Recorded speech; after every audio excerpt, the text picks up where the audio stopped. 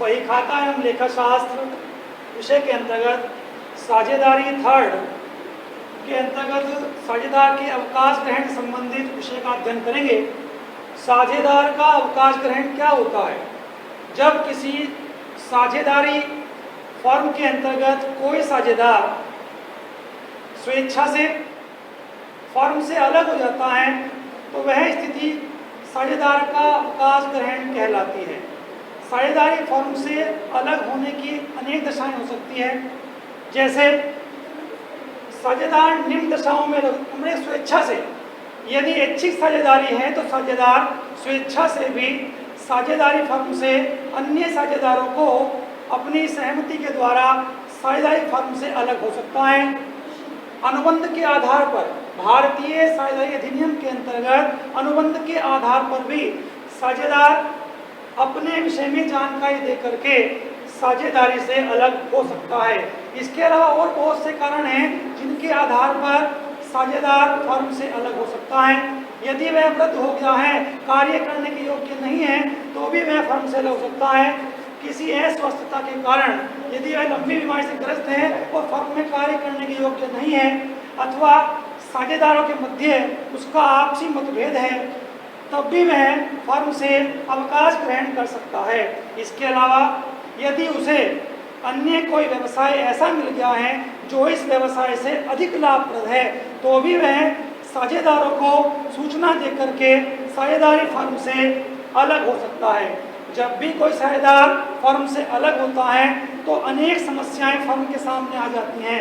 ऐसी स्थिति में साझेदारी फर्म समाप्त नहीं होती, अन्य साझेदार अपना कार्य ठीक प्रकार से करते रहते हैं। लेकिन कुछ समस्याएं ऐसी आती हैं जिन पर हमें ध्यान देना आवश्यक है। साझेदार के फर्म से अलग होने पर निम्न समस्याओं का सामना फर्म को करना पड़ता है। नंबर 1, साझेदार जब अवकाश ग्रहण करता है तो अन्य साझेदार अपना नया समझौता बनाकर अपना कारोबार शुरू कर सकते हैं और एक नए लाभ हानि अनुपात में वो कारोबार को कर सकते हैं। सबसे पहली समस्या हमारे सामने आती है नए लाभ हानि विभाजन अनुपात की गणना करना कि नया लाभ विभाजन अनुपात क्या होगा जिसके आधार पर वो कार्य करेंगे। इसके बाद लाभ प्राप्ति अनुपात क्या होगा। ये लाभ प्राप्ति अनुपात क्या है? जब कोई साझेदार फर्म से अवकाश ग्रहण करता है तो वह अपना हिस्सा अन्य साझेदारों को दे करके जाता है, यानी कि वह अपना हिस्सा सैक्रिफाइस करता है और बाकी साझेदार उसके हिस्से को गेन करते हैं। तो उस गेनिंग रेशो को ही हम लाभ प्राप्ति अनुपात कहते हैं। ये अनुपात कैसे कैलकुलेट करेंगे ये भी मैं समझाऊंगा। तीसरी कंडीशन आती है ख्याति का मूल्यांकन। अवकाश ग्रहण करने पर ख्याति का मूल्यांकन किस विधि से करना है और उसका लेखांकन व्यवहार कैसे किया जाएगा, इस विषय में भी हम जानकारी लेंगे। इसके साथ साथ फर्म में जो भी संचय अथवा अवितरित लाभ या हानि होती है उसको भी अवकाश ग्रहण के समय विभाजित करना आवश्यक होता है। इसके बाद अवकाश ग्रहण करने वाले साझेदार को कौन कौन धनराशि देनी है इसका निर्धारण करना होता है। वो धनराशि किस प्रकार दी जाएगी, इस बात का ही भुगतान हमें कैसे करना है ये भी जानकारी हमें करनी होती है।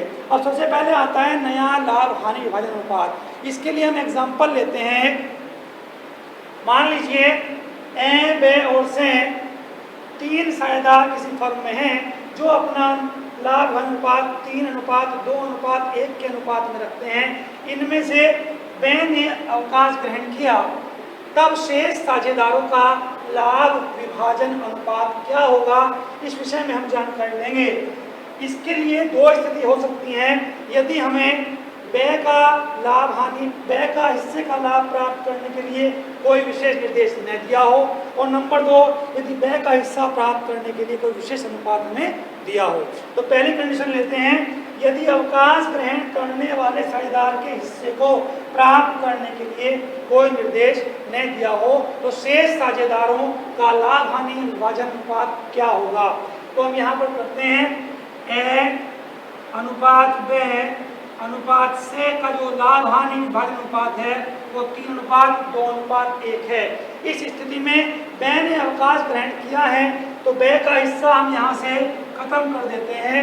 जो शेष अनुपात हमारे पास बचता है वो ए और से का अनुपात बचेगा। ए और से भविष्य में अपना लाभ विभाजन इस अनुपात में करेंगे, 3:1 में वो अपना लाभ विभाजन करेंगे। लेकिन यदि बी का लाभ का हिस्सा प्राप्त करने के लिए कोई विशेष अनुपात दिया है तो हम उसको किस प्रकार सॉल्व करेंगे, उसके लिए स्थिति नंबर 2 आती है। तो यहाँ पर देखिए, व्यय का हिस्सा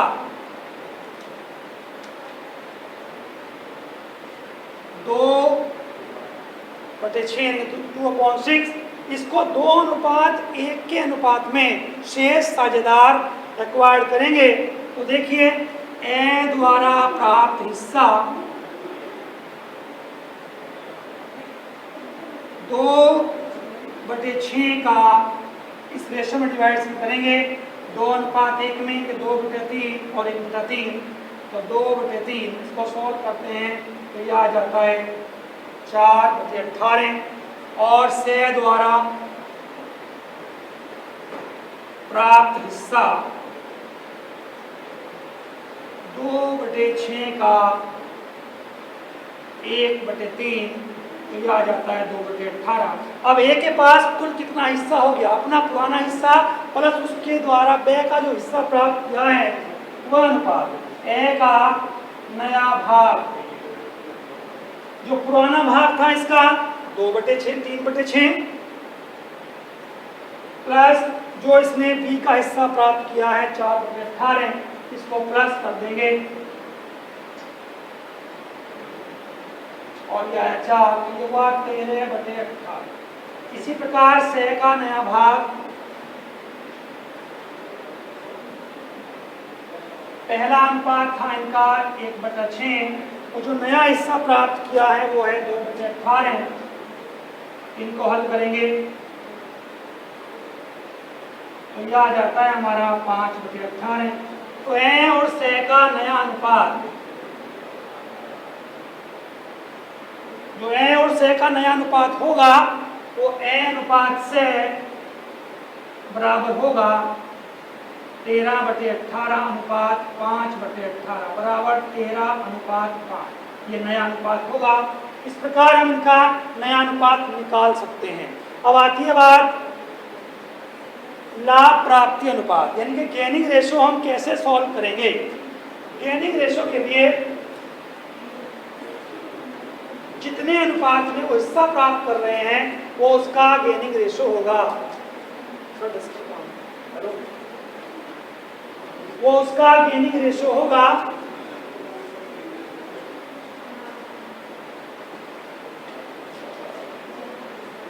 फर्स्ट कंडीशन में गेनिंग रेशो वही कहलाएगा जो इनका नया अनुपात है, लाभ प्राप्ति अनुपात।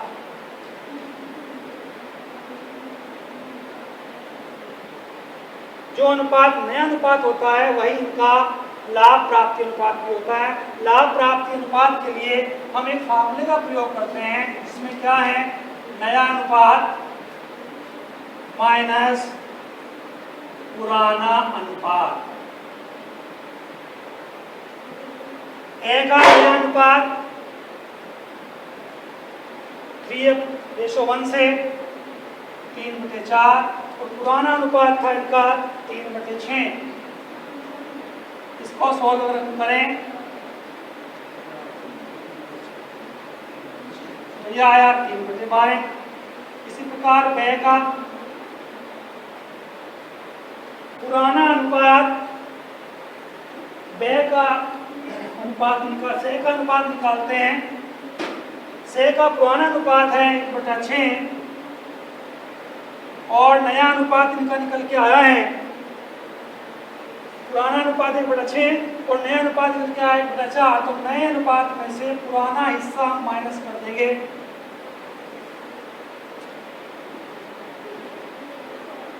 तीन, या 1/12।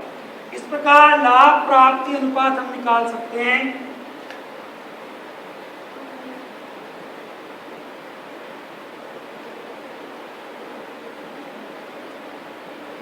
3/12 अनुपात 1/12, यानी कि 3:1। जो हमारा नया अनुपात निकल के आया था वही अनुपात इसमें लाभ प्राप्ति अनुपात होगा। लेकिन दूसरी स्थिति में लाभ प्राप्ति अनुपात के बारे में पहले से ही बताया हुआ है 2:1। अगर हम इसी फार्मूले से इसको कैलकुलेट करें तो यही अनुपात हमारा निकल के आता है 2:1। दूसरी कंडीशन में नया अनुपात हमारा जो दे रखा है लाभ प्राप्ति अनुपात वही हमारा इसमें होगा 2:1। इसके बाद आता है हमारा ख्याति का मूल्यांकन और लेखांकन व्यवहार। अवकाश ग्रहण करते समय अवकाश ग्रहण करने वाला साझेदार अपना हिस्सा पुराने जो शेष साझेदार हैं उनको दे करके जाता है, अर्थात वह अपने हिस्से का सेक्रीफाइस कर रहा है और शेष साझेदार उसके हिस्से को प्राप्त कर रहे हैं, वो गेन कर रहे हैं। तो ऐसी स्थिति में ख्याति के लिए कौन सा लेखा होगा उसके लिए ध्यान देंगे। ख्याति का लेखांकन, remaining partner capital account debit to retiring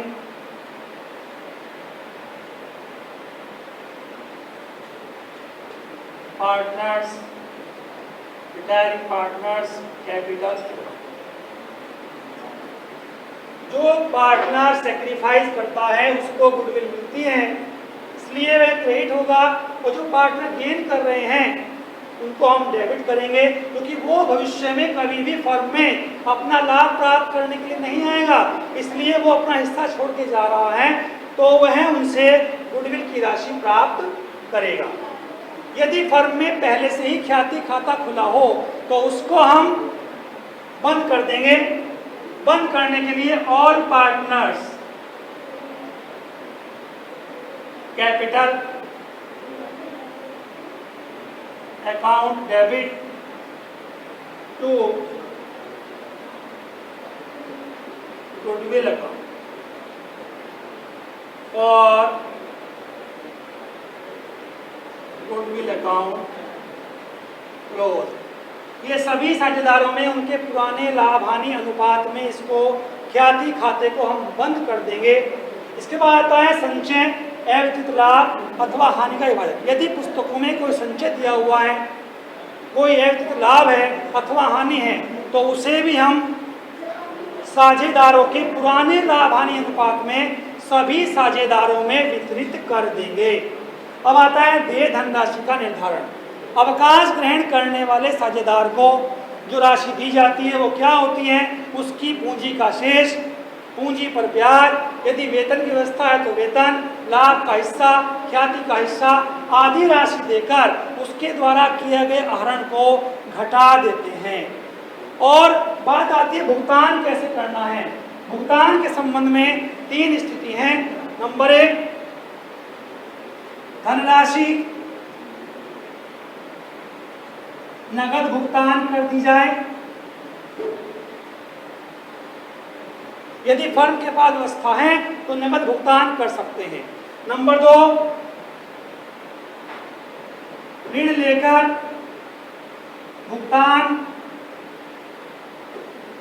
लेकर भी भुगतान किया जा सकता है। और नंबर 3, यदि धनराशि भुगतान करने की व्यवस्था नहीं हो पा रही है तो अवकाश ग्रहण करने वाले साझेदार की देय राशि को उसके ऋण खाते में हस्तांतरित कर देंगे और भविष्य में उसका भुगतान किस्तों के माध्यम से कर देंगे।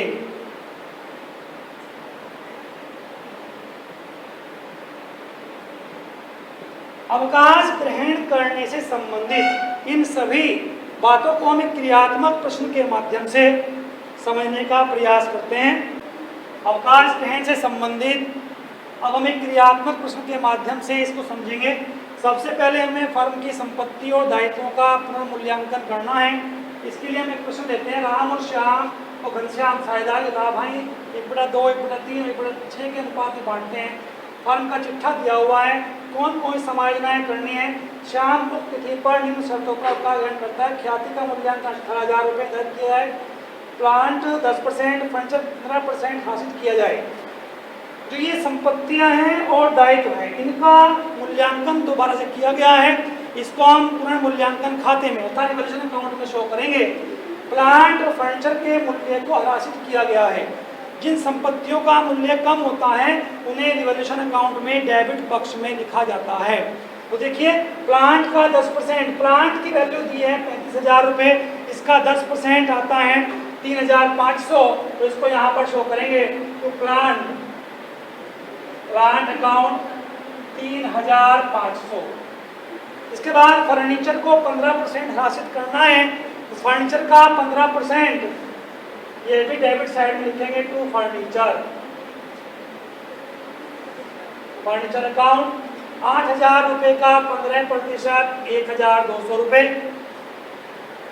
स्कंद को 20%, भवन को 10% वर्धित करना है। इनकी वैल्यू बढ़ गई है, बढ़ी हुई वैल्यू को रिवैल्यूएशन अकाउंट में क्रेडिट साइड में लिखते हैं। बाय स्टॉक अकाउंट 20% स्टॉक बढ़ा है, स्टॉक हमारा 25,000 का है, इसका 20% 5,000 रुपये। और बिल्डिंग का भी 10% वैल्यू बढ़ानी है। बाय बिल्डिंग 45,000 रुपये की है, तो इसकी वैल्यू आई 4,500। संदिग्ध ऋणों के लिए 1950 में संचिति और की जाए। जो संचिति है उसमें इतना और वृद्धि करनी है, तो देनदारों की वैल्यू कम होती है, तो रिजर्व फॉर बैड डेब्ट्स 1,950। अब दोनों पक्षों का अंतर लेंगे, और यदि क्रेडिट पक्ष ज्यादा आता है तो लाभ, और डेबिट पक्ष ज्यादा आता है तो हानि होती है। इसे सभी पार्टनर्स में के लाभ हानि अनुपात में बांट देते हैं। इधर का योग आता है 9,500, डेबिट साइड का योग आता है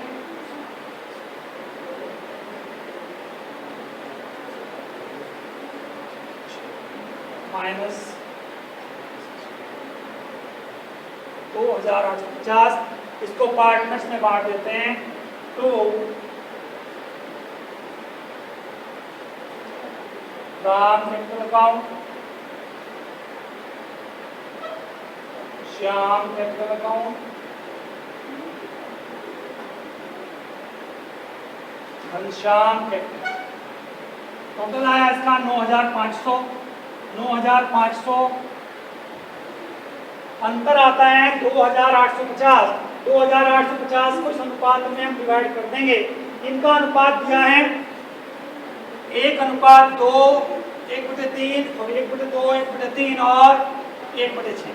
इसको सरल अनुपात में हम सोल्व कर लेंगे, तो यह आएगा 3:2:1। इसको लिखते हैं, तो बांटने पर 1,425।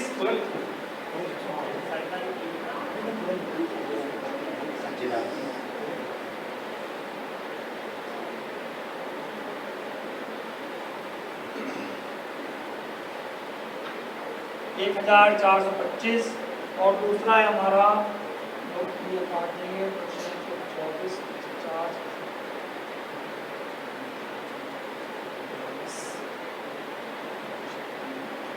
470 और 950।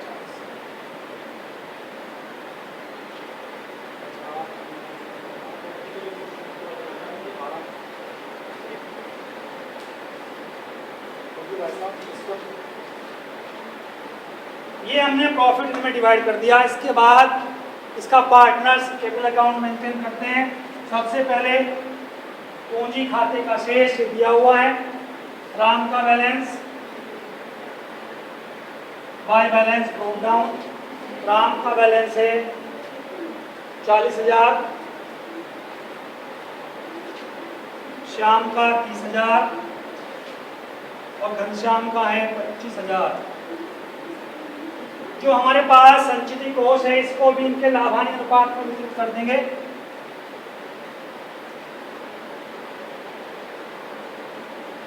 अनुपात हमारे यही है 3:2:1। पुराने लाभानी अनुपात में वितरण करना है। 12,000 रुपये, 6,000, 4,000 और 2,000। इसके बाद जो ये वसूली खाते, जो हमारा एक मूल्यांकन खाते पर लाभ आया है, इसको भी खाते में मेंशन कर देंगे बाय रिवॉल्यूशन अकाउंट। 1425, 950 और 475। अब पॉइंट है हमारा पहला पॉइंट, ख्याति का मूल्यांकन 18,000 रुपये निर्धारित किया गया। ख्याति जो 18,000 रुपये है ये पूरी फर्म की है। हमें केवल अवकाश ग्रहण करने वाले साझेदार का हिस्सा ख्याति का निकालना है। तो गुडविल का मूल्यांकन कैसे करेंगे इस पर ध्यान देंगे। टोटल गुडविल 18,000,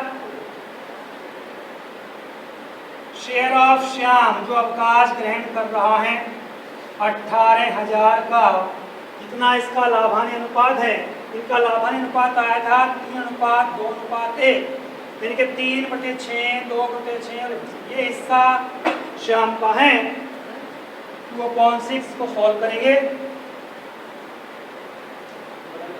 तो ये आ जाता है हमारा 6,000 रुपये। 6,000 रुपये को शेष साझेदार अपने लाभ प्राप्ति अनुपात में, जो अनुपात कितना होगा इनका 3:1, इस अनुपात में वो गेन करेंगे।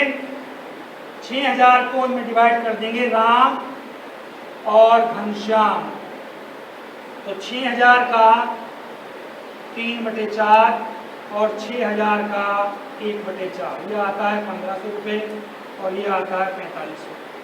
ये दोनों पार्टनर श्याम को अवकाश ग्रहण करने पर गुडविल का हिस्सा देंगे। तो भाई राम कैपिटल अकाउंट, ये आता है हमारा 4,500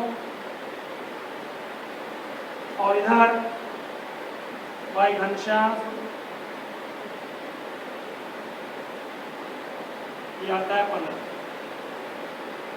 अब चूंकि ये दोनों इसको गुडविल दे रहे हैं तो इनकी पूंजी भी कम होगी, इसलिए डेबिट पक्ष में इन दोनों के यहाँ इसका लेखा होगा श्याम के नाम से, श्याम कैपिटल अकाउंट 4,500 और 1,500। जाने वाला पार्टनर श्याम है जिसने अवकाश ग्रहण किया है, इसके भुगतान के विषय में कोई बात नहीं लिखी कि भुगतान किया है नहीं, तो इसको देय राशि जितनी बनती है उसे ऋण खाते में ट्रांसफर कर देंगे और शेष पार्टनर्स का बैलेंस हम कैलकुलेट कर लेंगे कितना आता है। यह है हमारे पास 27,475, 27,475,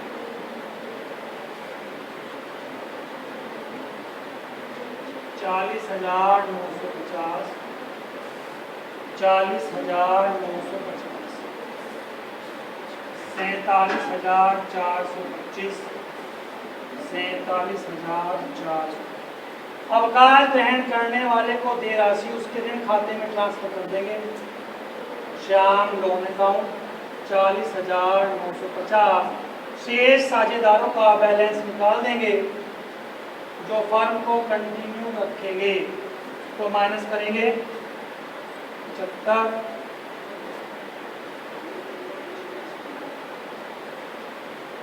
और यह आया आपका 5। अब इसके बाद आती है हमारे पास बैलेंस शीट। बैलेंस शीट में जो बैलेंस डिस्टर्ब हुए हैं, कम या ज़्यादा हुए हैं, उनको हम इसमें घटाकर या बढ़ाकर दिखाते हैं। शेष मदें दायित्व पक्ष में लेनदार क्रेडिटर्स, कोई चेंजिंग इनमें नहीं आई है तो 19,000। देवी पत्र बिल्स पेबल 5,000। संचित कोष का वितरण कर दिया है तो पूंजी खाते का शेष और यहाँ पर लिखा जाएगा। श्याम ने अवकाश ग्रहण किया है तो श्याम का लोन अकाउंट और शेष साझेदारों के पूंजी खातों का बैलेंस, राम और घनश्याम।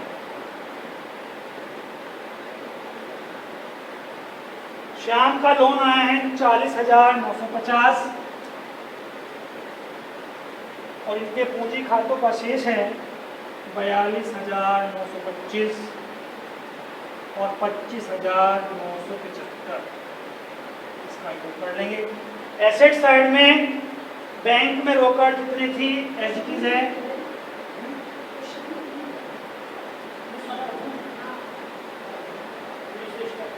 कैश एट बैंक 2500 रुपए। देनदार है हमारे 16,000 के। इसमें से रिजर्व फॉर बैड डेट 500 पहले था और 1,950 हमने अब बनाया, तो इन दोनों को माइनस कर देंगे, जो बचता है उसको लिखेंगे।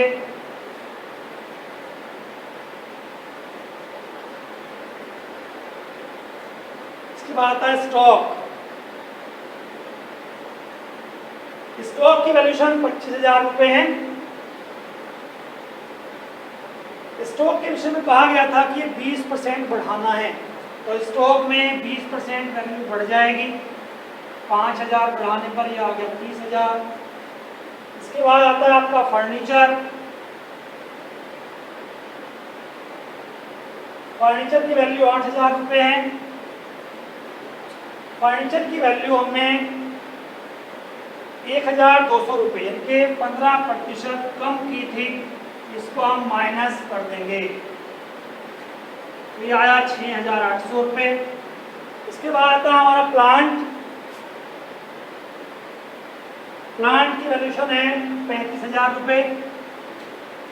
प्लांट के विषय में कहा गया था कि 10% हासिल करना है, तो 10% वैल्यू 3,500 रुपये कम करने पर 31,500। और लास्ट में है बिल्डिंग की वैल्यू है 4,500 रुपये। इसको भी 45,000, इसको भी 10% बढ़ाया गया था, तो 4,500 रुपये इसमें वृद्धि कर देंगे, तो यह है हमारा 49,500। दोनों तरफ का योग मेंटेन करेंगे, कितना होता है 0।